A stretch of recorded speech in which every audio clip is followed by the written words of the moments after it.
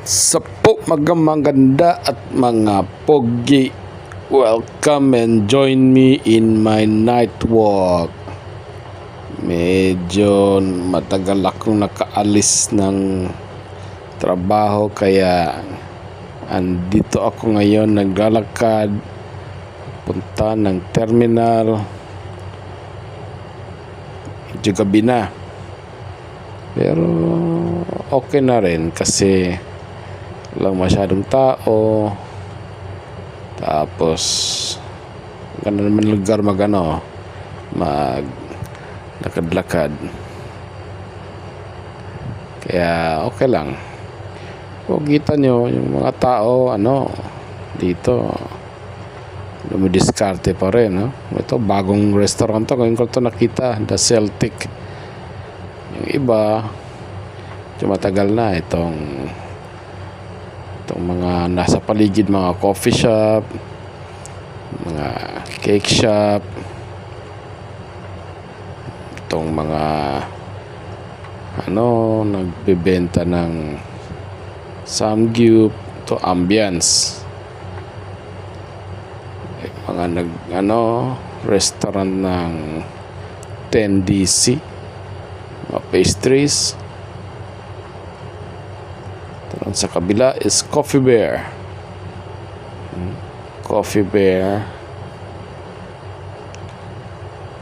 Tapos ito naman Young Hero restaurant yan.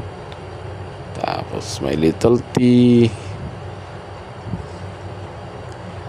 There's another new matcha place. Dito matcha. So you can see dito sa Cebu maraming mga iba-ibang negosyo, which begs the question, ano ba talaga ang mas maganda para sa mga bagong graduate o kahit hindi mga bagong graduate, yung mga gustong magsimula sa buhay or starting afresh kahit na medyo may edad na. Age-old question of ano ba talaga, diploma o diskarte?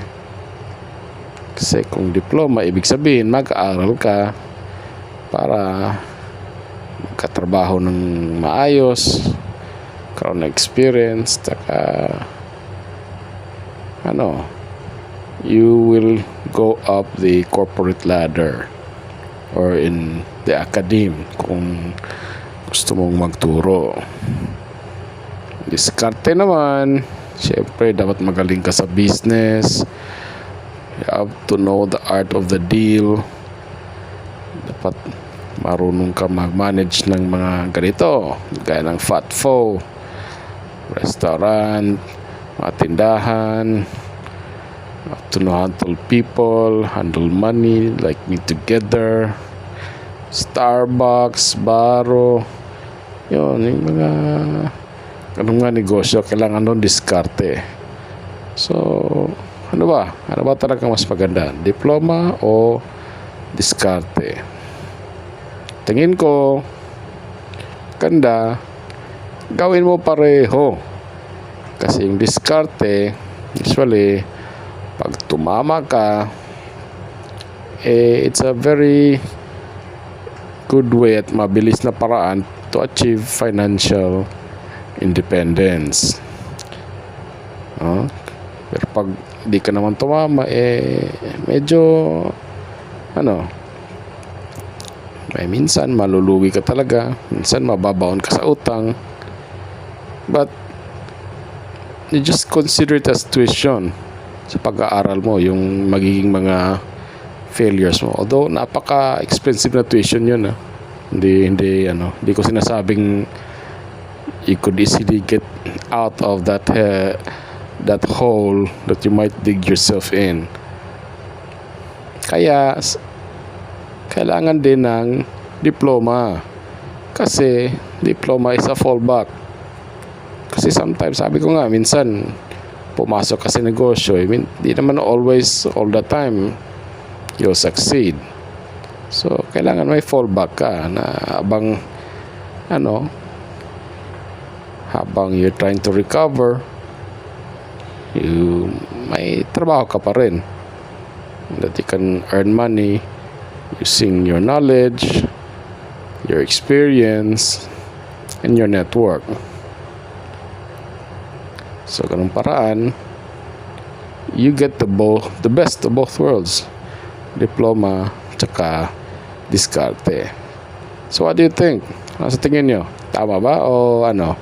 Is there another option? Hindi lang yung dalawa. Because it might be a false dichotomy. Baka merong ibang option.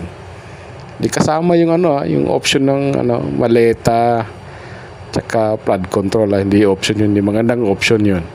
So, yeah. Tell me kung ano sa tingin nyo ang mas magandang option.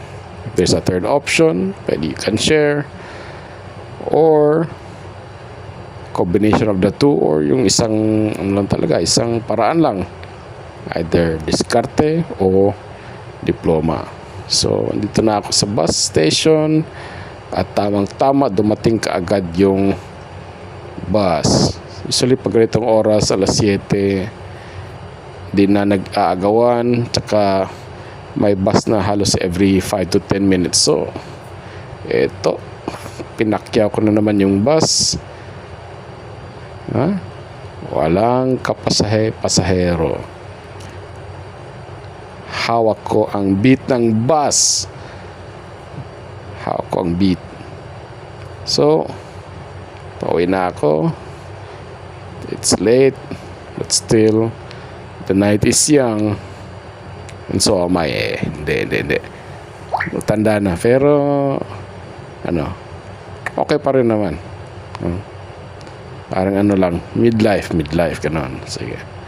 So, hey guys, ingat kayo, take care, and see you on the next one.